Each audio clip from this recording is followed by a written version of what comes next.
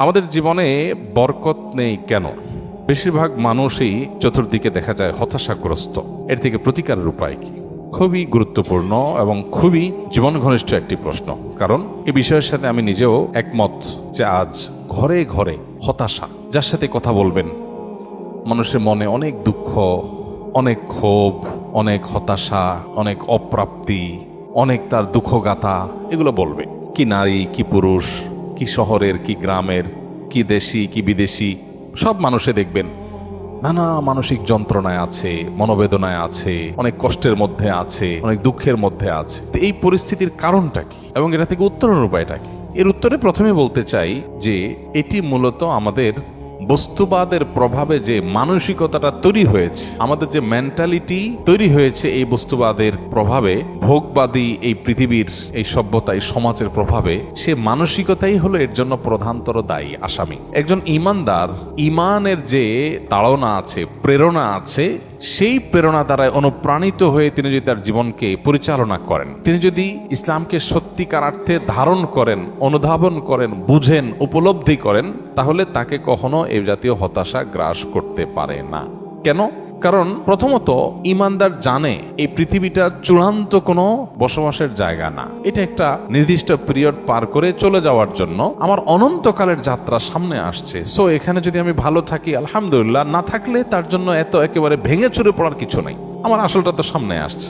আমরা যখন সাময়িক সময়ের জন্য কোথাও থাকি তখন সেই জায়গাটার সুখ শান্তি নিয়ে আমরা খুব বেশি ভাবি না। কারণ আমি জানি এখানে সবসময় বেশি থাকবো না, বেশি সময় থাকবো না। আমি একটা গাড়িতে উঠেছি, একটা গন্তব্যে যাব, ওই গাড়িটার সিট ভালো না, ইঞ্জিনে আওয়াজ করে, যাত্রাটা খুব বেশি কমফোর্ট না, কিন্তু আমি জানি আমি বেশি সময় থাকবো না, অল্প সময় পরে আমি আমার বাড়িতে চলে যাব। তো আমি ওটা নিয়ে এত মাথা ব্যথা করি না, কারণ এখানে আমি টাইম পাস করছি, জাস্ট গন্তব্য, আমার মূল গন্তব্যে যাওয়ার জন্য এটাকে ইউজ করছি মাত্র। অতএব এটা নিয়ে এত অরিড থাকে না। আমাদের বেশিরভাগ মানুষের এই যে হায় হায়, নাই নাই, খাই খাই একটা ভাব, মহিলাদের সাথে কথা বললে দেখা যায় তাদের জীবনের দুঃখের শেষ নাই, দুঃখের কোনো শেষ নাই। কি দুঃখ? যদি আলাপ করেন তো দেখবেন যে বলবে যে দুঃখ হইল তার স্বামী তাকে বিদেশে ঘুরতে নিয়ে যাবে বলছে, সে ওয়াদা আইজও সে পুরা করে নাই। এটা হলো তার দুঃখ। হ্যাঁ, দুঃখ যদি শুনেন তো শুনবেন যে স্বামীটা শুধু শাশুড়ির কথা শুনে, দেবর ছাড়া কিচ্ছু বুঝে না, ননদগুলার জন্য সব দিয়ে দিতে চায়, ছেলে মেয়ের জন্য একটা ফ্ল্যাট প্লট বুকিং দিবে, সেটা করে না। এটা হলো দুঃখ। পুরুষদের সাথে যদি বসেন, দুঃখের কথা জিজ্ঞেস করেন তো বলবে যে হুজুর বড় কষ্টে আস, বড় কষ্টে আস, দুঃখের শেষ নাই। কি হয়েছে? ব্যবসা বাণিজ্য ভালো না, একটা বড় একটা ধরা খাই, যেখানে হাত দিয়ে সব শেষ হয়ে যায়। ওই লোকেরই বাসায় যায় দেখেন 5 পদ দিয়া ভাত তরকারি রাইন্দা খাইতেছে, বুড়ি বোঝ করতেছে। আপনারা দাওয়াত দিয়ে দেখবেন 7 পদ খাওয়াইতেছে, কিন্তু ওনার অনেক দুঃখ। কিসের দুঃখ?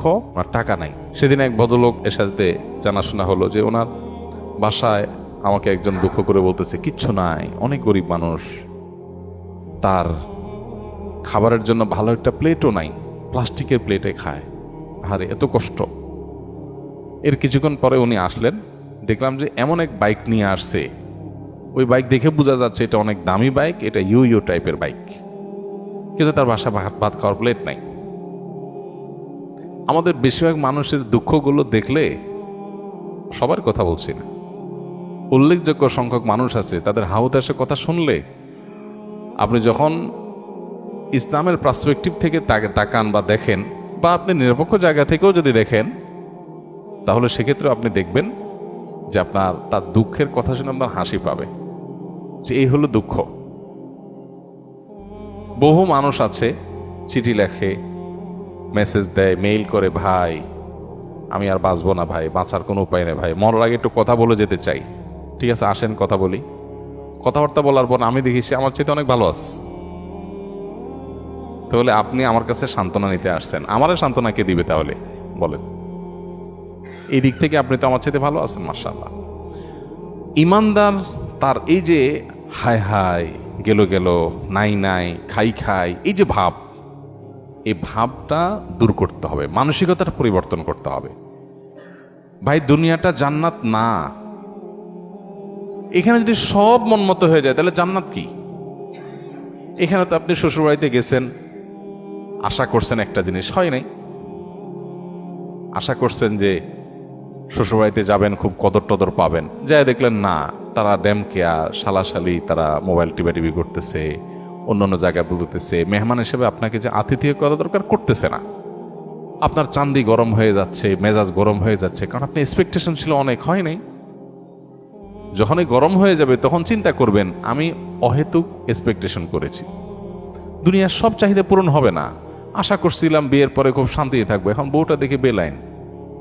মহিলা আশা করছে যে বিয়ের পরে বোধহয় লাল নীল নাটক সিনেমায় দেখছে, স্বামী ঘুরে নিয়ে বেড়ায়, হানিমুন করে, এই করে সেই করে, এখন দেখা যায় যে স্বামী ঘরেই আসে না ঠিক মতো, কি হানিমুন। তো এইরকম পরিস্থিতি একজন ইমানদার চিন্তা করবে, আল্লাহ তাআলা আমাকে আরো বহু দিক থেকে সুখী রেখেছেন, আমি আল্লাহর কাছে পরিতৃপ্তি এটা প্রকাশ করব আমার অন্যান্য সুখ দেখে।